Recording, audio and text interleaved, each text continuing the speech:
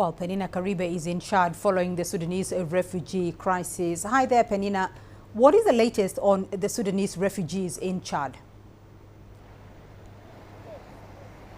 Well, Beatrice, I can tell you the situation hasn't improved really. When I was here last year, it's exactly a year really since I was last here, and we reported about the influx of refugees. That situation seems to be getting worse now. The UNHCR has just told us last week alone, they received 6,000 Sudanese refugees here in Chad. And they said that out of those, that has now brought the number of the newly arrived Sudanese refugees in the country to 579,000.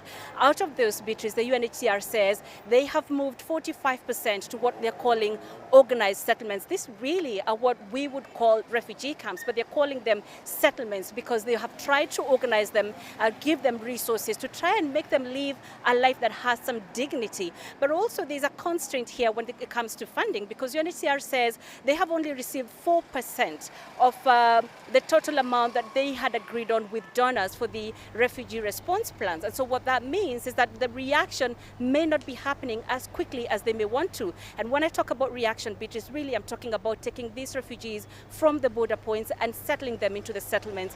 So as of now, UNHCR says that they still have 160,000 newly arrived refugees from Sudan stuck at the border points. So a really volatile situation in Darfur, as that report said, and the result of that being witnessed here in Chad as it continues to receive hundreds and thousands of refugees each week, Beatrice. Well, Penina, tell us a little bit about Chad itself. How has the refugee crisis affected Chad? Well, you know, the effects really have been very far. I would say they've been wide-ranging results. Let's talk about inflation for starters, because like I mentioned, I was here a year ago, and comparing what life was back then when I was here in May last year to now, because things have really become expensive. Simple things like just food, what we are spending on food right now is completely different from what we did last year. Talking to Chadians here, we're right now in Jamena, and people just telling us that it's becoming a struggle for them to get 3 meals in a day. It's a country with really minimal resources, and this is just the capital city. As we speak to you right now, Beatrice, the city is running on generators. There is no electricity, there is no running water in the capital city. Now imagine how it must be in the rural areas.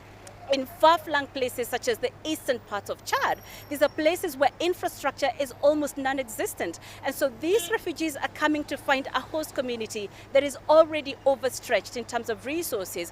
We were being told by UNHCR that they try to give the refugees as well as the host communities water so that they don't have conflict here. And per family, they can only afford to give them 8 liters to 10 liters of water per day. Can you imagine British having to live with that?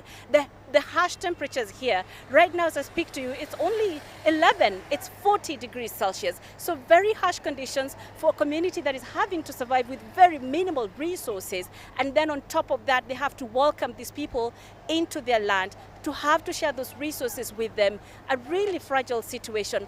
But as well, so far what I can say is that it's so impressive that we haven't really had bouts or cases of conflicts breaking out from the host communities and refugees.